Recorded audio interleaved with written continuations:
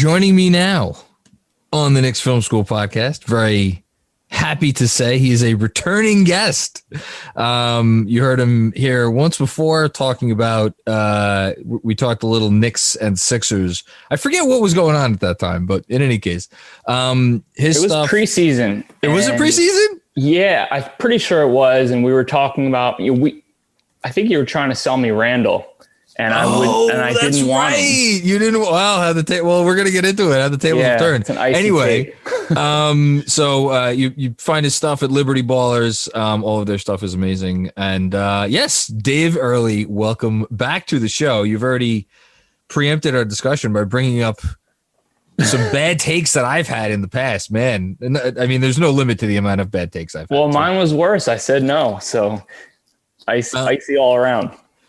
You know, we've for anybody who doesn't, I don't know what we said on the last show, but like for anybody who doesn't know the backstory between us, I think it was when I was first on Twitter, you were literally one of the first people I interacted with on a regular basis, and we would always shoot the shit about like fake trades and like valuations, and it's just so funny because we're going on like 5 years now that me and you have been going back and forth.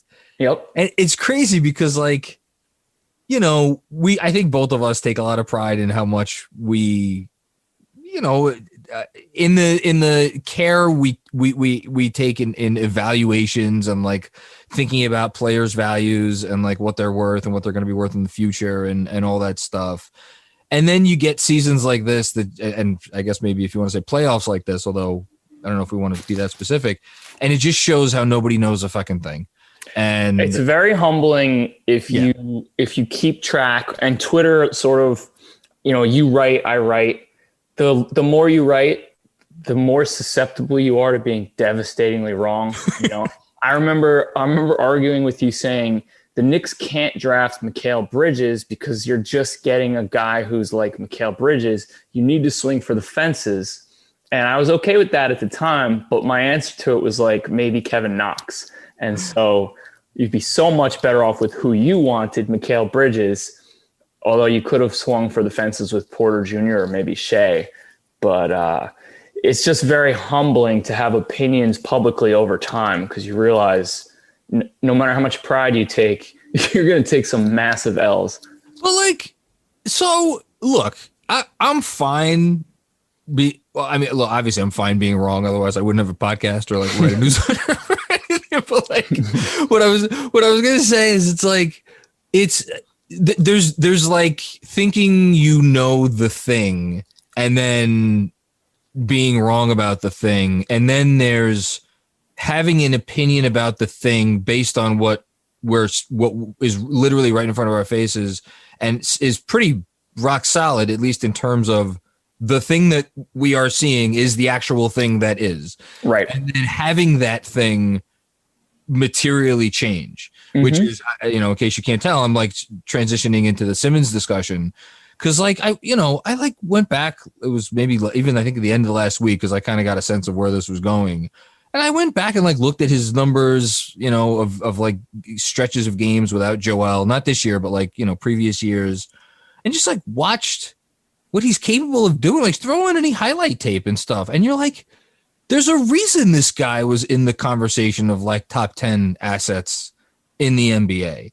Like we weren't making that up. That wasn't projection. That was like, here's a thing that we're all seeing. And Porzingis was right next to him. So, but here's the thing. Swirled. It's how much, well, I don't know that we'll ever really know how much of that is the injury, how much of that is lack of development. But even like, Porzingis, when Porzingis was really happening for those 3 glorious weeks, right? At the beginning of whatever the fuck season it was, which I've lost track of. 18, maybe 17, 18. Like there was some hot shooting there that, and again, the sample size was literally, it was the first time we were seeing that shooting on that volume when he was getting that attention. And then the shooting started to subside. And then before we knew which was real, he came down in a lump on the court. And first he was very, very tired, and then he was in a lump. Yeah. How could we forget the tired part of it? Like Ben Simmons was like, all due respect to Kristaps Porzingis, Ben Simmons was like talk about a much longer sample size and like a much more, to me at least, cognizable ceiling of like, oh, like what could this be if there was a team built around this guy? And I'm not even are we still at the point where, well, I'll ask you, are you still at the point where you're curious what that looks like, or are you just like, where are you where Ben Simmons is concerned? I mean, I'm really, really disappointed. I'm frustrated. I have my theories. I've got my scapegoats. I guess I would say at this point I'm a supporter, because a lot of Sixers fans are like, he can't be back. He cost us the series. He can't come back. And I don't think it's that simple. I don't think his sort of offensive meltdown was predictable. I didn't think he would essentially become Markelle Fultz at the free throw line. I couldn't have seen that coming. In fairness, who could have seen that coming, like to that extent? Couldn't have seen it coming. But I did write thousands and thousands of words since the turn of the year that they're not using him right. And all the times we've ever seen him play well, like you bring up those highlight games, he's not just, he crosses half court and he hands off to Seth or Toby, and then he just retreats to the dunker spot. And that's kind of been his role since the All-Star break. I don't know if something changed. Don't know if he's having an off-the-court emotional thing going on. I know there is something out there between his sister and his stepbrother. Oh, really? Yeah. So there's some off-the-court stuff going on, but there was a very palpable change in the way he was utilized in the composition of the offense that I had a big problem with, because I would say, if you looked at Game 5 against the Wizards in the second half, they used him as a point guard, which they have almost never done this season. Like, they just gave him the ball and they said, make stuff happen, please. And he did. He played really well. And then they did almost none of that in the next series. And the big variable there is Joel Embiid. When Embiid is in the lineup, he seems pretty comfortable to defer. He seems pretty comfortable to hand it to Seth and then just go hide in the dunker spot. John Hollander just called it the puker spot because he's worthless there. That's a little harsh. So to me, if I had to defend him, I would say something like, the part of your job that you hate the most, I don't know what it is, grading papers, handing out punishment to your students. If you had to only do that, only that, and it was publicly televised, maybe you'd start making much more mistakes and we'd see a miserable version of you. I think I certainly think that's as good a theory as any. Like, I'll go back. So the reason why I wanted to have you on, one, because I like talking basketball with you, and this was as good an excuse as any. I appreciate it. Let me jump in and say I love following you for years now. I love following you this year. You had a smash year, and it was so fun to see because you deserved it. This year was actually fun, and there was actual basketball to cover, and not like, does Frank deserve 4 more minutes per game? Because I loved having those conversations on every podcast. Oh God! But this was. But congratulations on a great year of coverage. That's very kind and unnecessary, but thank you. So now you got me blushing here. And you've had a great year too, by the way, which is again why I wanted to have you on. Thank you. But I think back to Julius, right? And like, I was skeptical of the Julius signing. Like a lot of people, for obvious reasons. We don't really need to go back, but like there were reasons to be skeptical, and if anybody looks back and like, oh well, those were stupid reasons, well, guess what? If they were stupid reasons, somebody would have given him more than 3 years, two fully guaranteed for essentially the salary of the 50th highest paid player in the league. So they weren't stupid reasons. And then he came in here and he was like the worst version of himself. And then the second 2/3 of last year, or the 2019-20 season, it was better, but like it was better, but it was still like, it was not what you want. And it still left a big sour taste. And then this year, like, Okay, fine. You want to say everything changed because he was able to step behind the line or the arc and hit a three confidently? Like, okay, I'll buy that to a certain extent. And obviously the long mid-rangers were a big part of that too. And yeah, that's responsible for a lot, but like there was a complete and total mentality shift. And aside from the shooting, there was no skill development on his part in terms of like why he was able to be what he was able to be this year. And actually, I would argue there was a skill drop off because the thing that if you said, what is Julius's calling card coming into his first year with the Knicks, anybody with a brain would have been like, oh, he's a great finisher.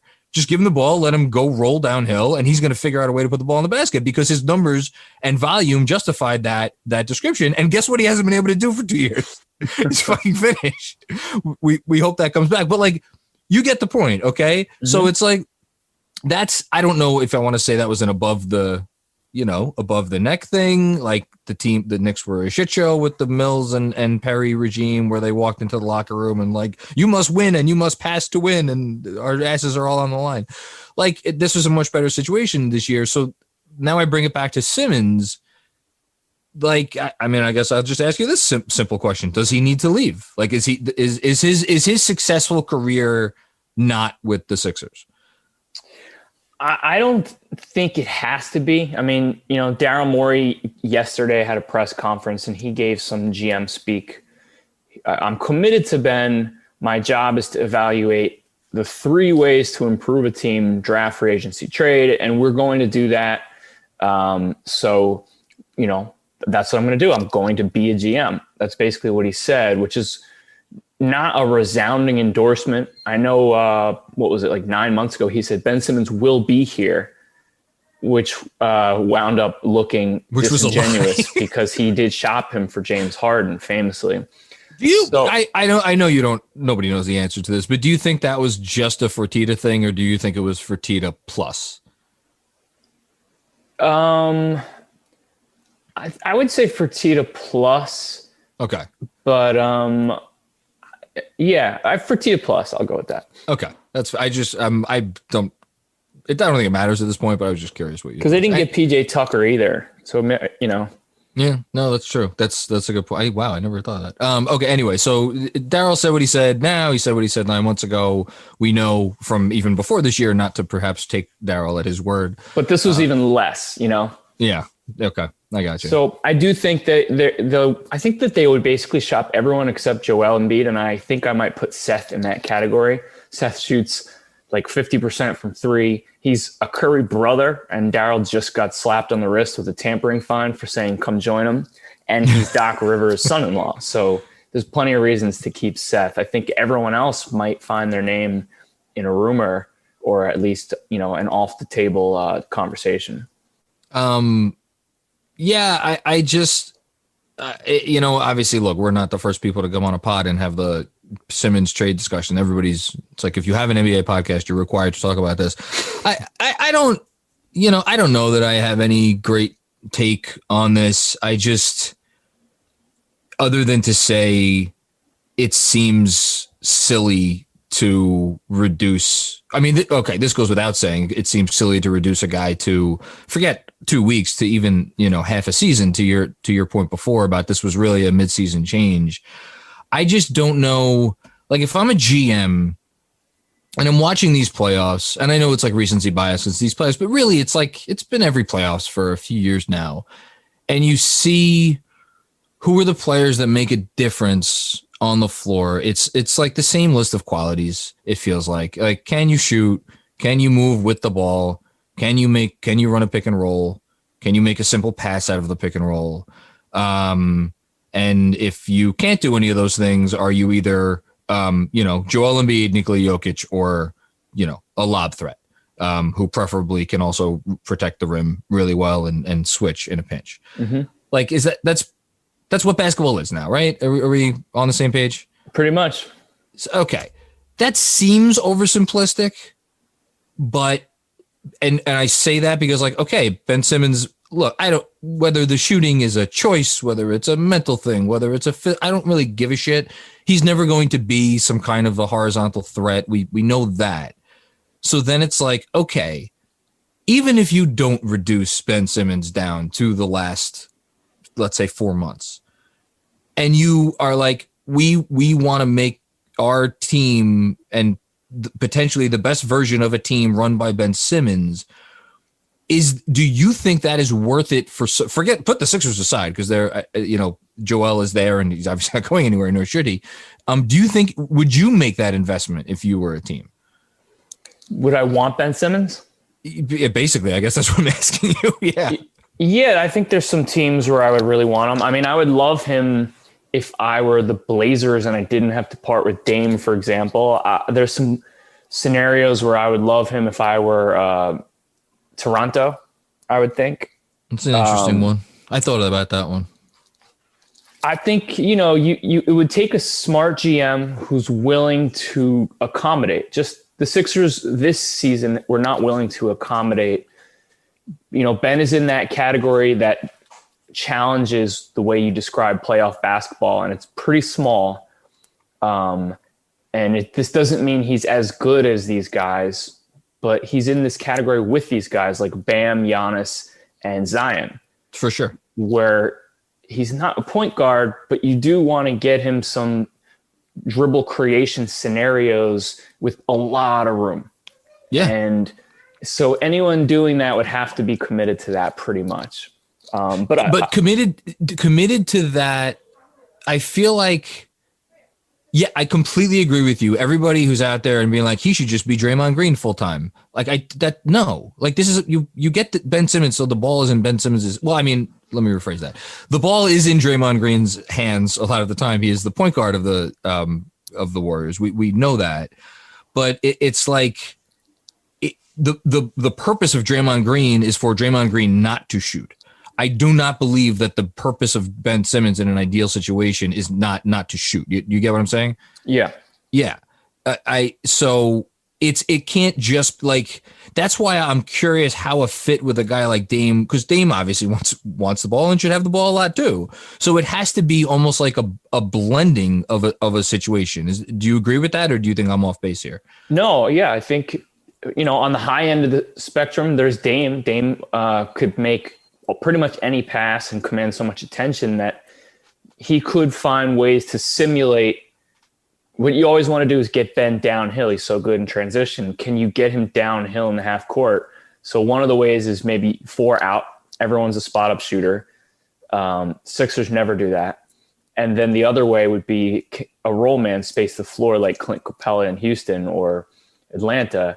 And, Dame would unlock, even Fred VanVleet would unlock a lot of that. For sure. Yeah. So that's what I would look to do if I had him. Yeah. Obviously I'm always thinking about things from a Knicks perspective.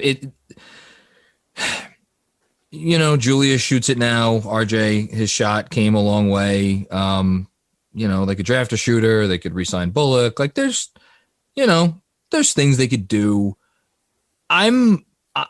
It feels like a clunky fit. There's just like something about the idea of Simmons and Randle together, let alone RJ, who's like, yes, the shot came along in a big way, but he's also a guy who profiles as he's going to want the ball more and more. And hopefully, God willing, he's going to deserve that, having that desire be justified, so to speak.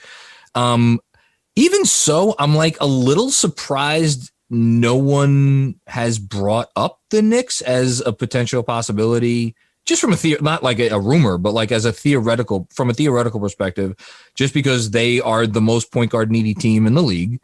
And they're clearly, pining for a star. There's also maybe the fact that there's like no obvious deal. It would have to be a 3-team where some team would want a bunch of our picks and potentially young players. And then like, you guys would get a player but like, I don't know. Could you imagine Simmons on the Knicks, and if the answer is no, that's fine. Cause I think it's probably no.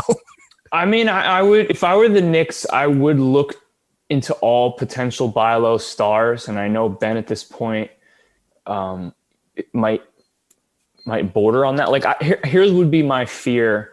Like all the reasons you named, they're not like the Hawks a year ago where they had all of these shooters and you didn't know exactly what this team was. You didn't know they were doing some sort of experimentation where they've got a ton of shooters. Yeah. The Knicks are not that. So it's not an ideal fit. But I would be looking at ways to find stars. The one thing that would scare me is, did this experience could it Markelle Fultz him where he has a really nice summer working on his shot, and for 3 months it's going in, and as soon as he has a road game in Memphis or worse, like in LA on TV, that feeling comes back and he can't hit a free throw, and now it's stuck with him. That would be my fear for both the Sixers or an acquiring team. That's the thing, is it's like, if you're going to upend everything, right? You're going to upend the whole apple cart to bring Ben Simmons and commit to making Ben Simmons work for your team. Mm-hmm. That's where I think the first thing you said, the mental, emotional, like that part has to come into play, right? Yeah. I mean, there's something to be said for the whole, like, I forget who, someone just said it, but you probably talked about it. Like, you look at Kentucky because these guys have been on a huge stage. That experience matters. Ben played, in Australia, Florida, LSU. He didn't have that stage. He wasn't in the tournament. And sometimes you wonder, like, well, what will happen when he has to handle the massive, massive pressure? How is Philly? He going to respond? But you said, come on, it's Philly. Everything, come on, that's pressure, right? Oh, there's a ton. That's what I mean. So you're going from none to a ton. But he's done it he didn't do it just now, but guy made 3 All-Star teams. Like, he clearly has done it. He has. But it's not something that you feel like sometimes being a little bit sociopathic is a good thing. Kobe Bryant, Kawhi Leonard, no soft skills. And what I wanted to see, my biggest criticism of Ben Simmons is this: they're not utilizing you right. So for the 1000th time, when Tobias Harris sprints up to you for a dribble handoff that's going to lead to an ISO, and he's shooting 8 of 24 and can't hit a layup, wave him off. Say no, get out of my way. You too, get out of the paint. Joel, you get out of the paint too. I want to go poster bogey. And if we had just seen him do that or yell at Doc Rivers, I would have honestly felt a lot better about it. But he was either timid or a great soldier, and somehow neither worked for him. And you just watched it on TV unfold where you were like, oh, this is getting painful. That's my point of confusion, because we have seen players, let's say Ricky Rubio's gotten better shooting it willingly over the last few years, but like for a lot of years, I think you could argue that Ricky Rubio's biggest fault was that he didn't maybe shoot it in situations where he so much wanted to facilitate, right? And that's just the first example that comes to my head. I'm sure there's better examples. Dude can't shoot. Yeah. Well, but can't. But also, it felt like he always seemed like a guy who was like he didn't want the spot. Like, he just wanted his team to do well, and I think the numbers for many, many years bore that out, because his teams just did better when he was on the floor. Like, they subsided over the last few years. But like, so Simmons, the quote that got me after Game 7 wasn't even the one that's been making the rounds. It's where he was like, it is what it is, and I am what I am. I am what I. It's and I didn't see this printed. I saw it, or I forgot, someone referenced it. It was maybe it was in your own article. I forget. If I'm misattributing that, I apologize. How many assists did I have? How many? Yeah, that shoot? one exactly. Yeah. So that to me is like, he wants to be seen as a great player. Well, of course he wants to be seen as a great player, right? But like, the numbers matter to him. So if for that same guy to be like to be like, I don't want to score, but then it gets back to, then it must be in his head that he feels like he can't Like, or it doesn't want to, I don't know if I don't want to end up with the line. Like you go these twists and turns, and it's like, then you, okay. So then you're having these conversations with your front office about, do we trade for Ben Simmons? And that's why I find it hard to believe, like, what is a trade going to look like this summer? And I don't know the answer. Cause like, there's a good book, Astro Ball, which has a very different feel to it after their cheating scandal, the Houston Astros. And it talked about one of the things they look for, and they were deep in analytics, but one of the things they looked for and they couldn't quantify it was a growth mindset. And so that's a fair criticism of Ben, because for several off seasons, we have heard these things. I think it was a year ago where our local, I don't know who the New York City equivalent is of Howard Eskin, but he was like, what are you going to do to learn to shoot? What are you going to do this summer? Yeah. And Ben said repetition. It might have been 2 years ago, actually. Ben said repetition. And I thought, oh no, well, that's not going to work. Shaq could have shot 4 billion shots all summer. He's not going to shoot well. You got to change your form. So you don't want to hear that. You want to hear, I'm going to work with the very best, and I'm going to move my elbow in. And, the stuff that we heard from RJ Barrett and Drew Hanlon that he worked on. There was such specific stuff. He was like, RJ is a lefty, and usually you want to get a guy's elbow in. But with a lefty, we actually moved RJ's elbow out, and that's the stuff you want to hear. And even more generally than that, like that article that you're referencing with RJ specifically was like, and next summer I'm going to work on my wiggle in the lane, and the summer after that I'm going to work on my finishing. That's implicitly acknowledging that I'm not good at those things right now. It's a growth mindset, yeah. Which, spoiler alert, he isn't. And you had a tweet. He had like a terrible turnover on the baseline before the half of one of those Hawks games at home, and you were like, you could just see how hard he is on himself, and I appreciate that. Yeah, and that's fantastic. But then, like, but but at the same time, I can't for the life of me imagine that Simmons has gotten this far without some of that. But I don't. Is it just he's in his own echo chamber, or he's listening to, like, the thing about the I forget the coach's name that he was supposed to work with and then decided not to and work with his brother instead. Like, that's not what you want. I hated that. I wrote about hating that. Some of these guys, they wear their hearts in their sleeve. Luka bops his head when he's frustrated. He punches himself. Jokic, he just can't hide any feeling. If he's hilarious if you watch Jokic. Oh, it's great. That's what makes him awesome. Teammates. And it makes them endearing. You can see when they're frustrated. You can see when they're jubilant. And with Ben, it's very different. So he's just not that kind of guy. I mean, he's a supreme talent, and the ceiling is there. Kobe Bryant talked about it. Kobe Bryant was like, look what this guy's doing without a jump shot. Can you even fucking imagine? I remember that. That was great. But he doesn't have one, and it's hard to say. Like, it took Blake Griffin 4 years of working with one of the very, very best, Bob Tate, who also worked with Jason Kidd, to get it. So who knows? And Blake Griffin was a poster boy of the league, and he still went back to work because he knew he needed to. He also got partying in too, but yeah, he went to work. It's a fascinating situation. So the Sixers and the Knicks are in the same division. I think one way or the other, like, the Sixers will enter next year as a contender again. I mean, I don't know what specifically how that's going to happen. I guess we'll see.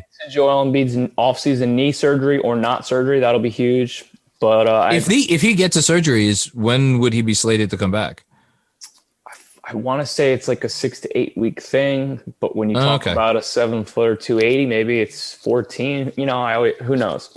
Yeah, but at the same time, like, for as much shit as Doc maybe has gotten over the last few weeks, like, I trust Doc to stay above water with a team, that has Tobias and some shooters and, like, whatever if it's Simmons, whatever they get for Simmons, like, what, like, I that's where you want Doc. It's kind of like Tibbs a little bit.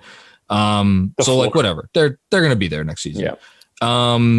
The Knicks, I'm curious, like, if like how soon they could get in that. I mean, like everybody Knicks fan is curious how soon they could get in that class, because like you know, Sixers, it's Brooklyn, both teams in the division. Toronto obviously just got the 4th pick in the draft.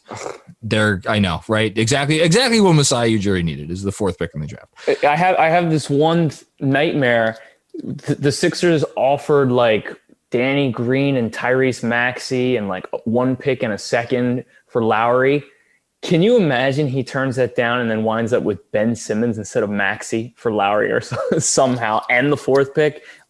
Anyway, I'm worried about just that. Like now they're going to end up with Jalen Green, and Jalen Green's going to be the next. I don't know what's the most optimal comp for Jalen Green. I don't even know that there is a perfect one in the NBA today.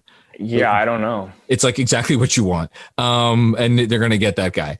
But we'll see. I don't, by the way, Cleveland getting 3rd, I think is like such a fascinating subplot for the upcoming draft, because A, who wants to go to Cleveland?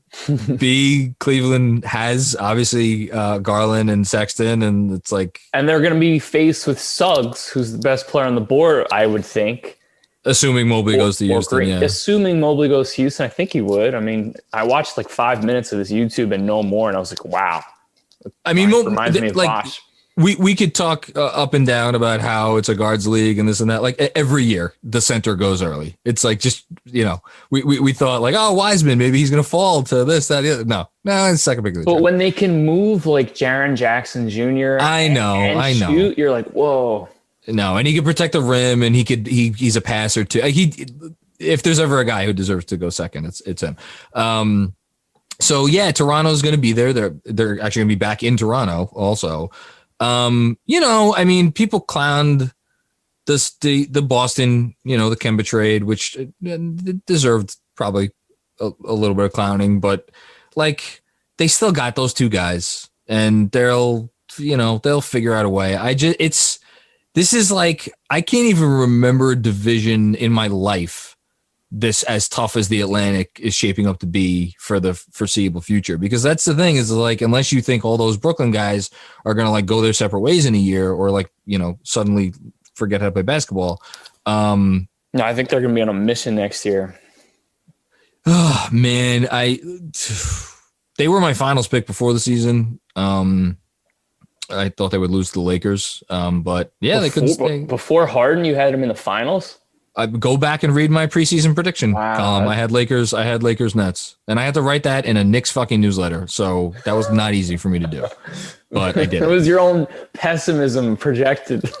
I have too much respect for Durant. And I also, and well deserved. Yeah, he's pretty so good. ridiculous. You know, but I also I thought that they would get Harden. And that was another thing. A lot of people got mad at me. Like, what do you think? Just because James Harden really wants to go to Brooklyn, he's going to wind up in Brooklyn? And I was like, yeah, basically. I didn't think LeVert would head, you know, good on you. It is what it is. So yeah, I just, that's like sitting here and talking about the division and how hard it's going to be, and how, you know, hard to, and I mean, we could be talking about a Milwaukee championship in 2 weeks for all we, or whatever, a month for all we know. And like where the East is at, and like, you know, Atlanta's not going anywhere. It's like that's why I'll sit here and I'll talk to you about like Ben Simmons is he a trade target, because, you know, and we always talk about this, getting a star, and how you could dance around it as much as you want. But, you know, I think it's good. It's a big, is it fair to say you think it's a big off season for the Knicks, or do you, because there are some Knicks fans who are like, it's not a big off season. It's gravy. Like we get a free year because of last year. I think it's a big off season for them. And I think there's some pressure on. I would come down. I haven't thought about it as carefully as you, but I would come down closer to the other way. Like, I don't know that they love this free agent class. So I don't think they do either. So I could see them just sort of quote punting with a couple balloon deals or something, and giving Thibs more of what he wants, because I'm sure he earned a little bit larger of the voice equity by saying, look, if you had given me one of those guys I wanted, so maybe they'll give him 1 or 2 guys he really wants this time, at least on 1-year deals.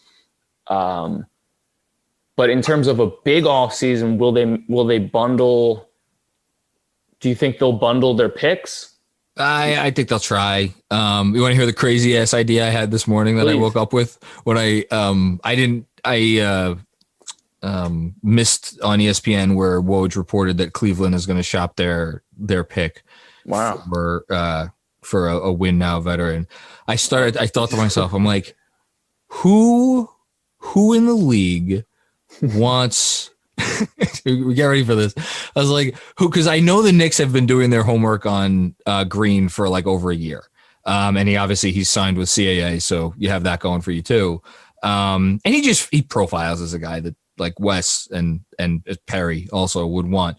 Like, do they send Randle to Cleveland and then we take Love's contract and the pick for Green, and obviously we would send them like probably a bunch of picks too. But I'm like, no, they would never send Julius Randle to Cleveland. So I'm like, is there like a 3-team deal or something? That was my crazy thought this morning. Wow. I mean, if I were the Knicks, I would be interested in that. Of course you would. But again, that's the thing is it's like they're not going to do. They might trade. I'm not saying they're not going to trade Julius Randle. They're not trading him to fucking Cleveland. That's for sure.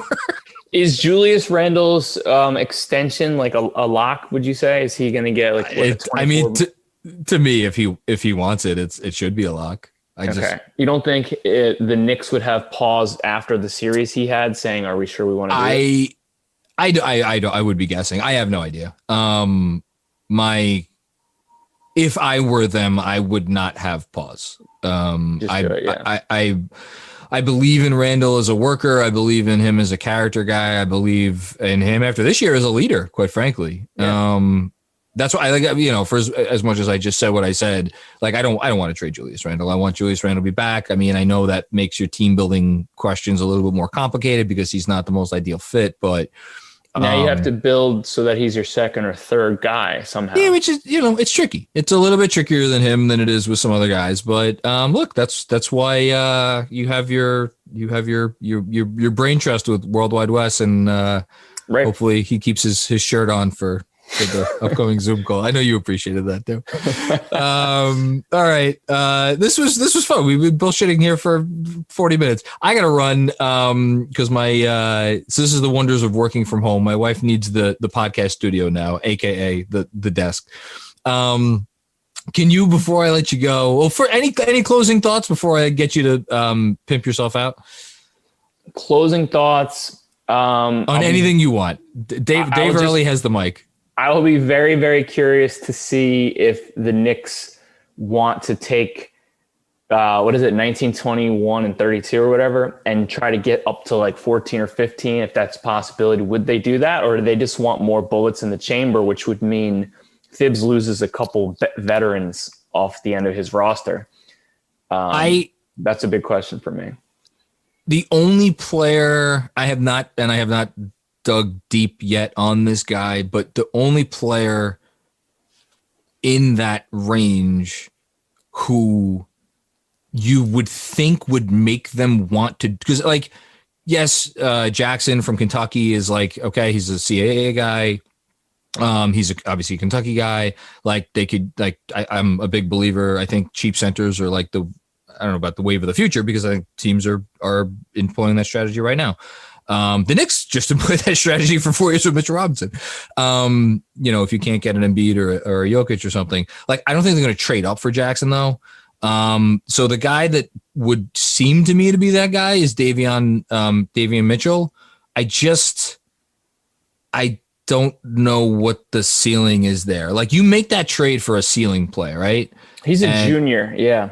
Like he's older, and he's going to be 23 very soon. Yeah, and I get he put it all together. Like, the skills have always kind of been there with him, and like he did put it together this year. So it's like, you could talk yourself into it. I just don't know if they will. I personally would not mind them taking some bites at the apple. But I trust their brain trust. Famous last Your words, job security is always at risk if you move up, because it's inevitable that someone between pick 16 and 60, someone's going to be better. And then there's going to be that New York Post article that says, had they stayed where they were, they could have taken the best player available and two others. The trade that I want, that I not pitched, but like kind of low key pitched in the newsletter today, was take on Bledsoe and get 10, and then we send not 19 and 21, we send 19 or 21 along with 32 and I guess Kevin Knox. I would take Bledsoe for 10 if it cost me those later picks. It's only $4 million guaranteed in 22-23. I mean, look, Eric Bledsoe could play point guard for me for a year. What the fuck? Why not? Yeah, you're better than Alfred. Well, so are you and me and anybody. Oh, we got some breaking news here. We got Udoka, your former assistant coach, as it were. Yeah. There we go. Congrats to Ime, right? Is how you pronounce this first name? Ime, yeah. He'll be a good fit in Boston. That's a good. He's hire. Their new head coach. Yeah, just Woj just announced it. I thought he would. I thought he was going to get the Chicago job, and then for some reason they wanted Donovan because he had a good series against Houston. I wouldn't have minded if he was the. I mean, it's obviously worked out well for the Knicks, but I wouldn't have minded if he was the Knicks coach. He just nothing but, I mean, good things said about him. He was obviously with the Spurs, so yeah. His value took a hit because the Sixers didn't look good in the bubble, and he was supposedly their defensive coordinator. That might have cost him a job a year ago. I didn't realize that. But the Nets looked so good with like one of their 3 stars all year that they all look better. Well, we'll see what happens. There you go. Stay in the division. He went from Philly to Brooklyn to. He did. That's a very Boston. NFL thing, isn't it? That is a very NFL thing. It's good. Okay, now I will ask you to tell the folks at home where they could find you and your stuff. I'm at David Early on Twitter, DavidEarly. I write for Liberty Ballers. I will probably be defending Ben Simmons, even if I would also shop him this summer. I wouldn't just take peanuts on the dollar for him. So, and I have a podcast called No Particular Hurry, which is the Sixers play-by-play guy Mark Zumhoff's version of a posting and toasting, as Clyde would say. You'll have to find an excuse to get me on there at some point. I would love to this offseason. Hopefully, we'll make up some fake topic for us to talk about. Just have an excuse to do this again.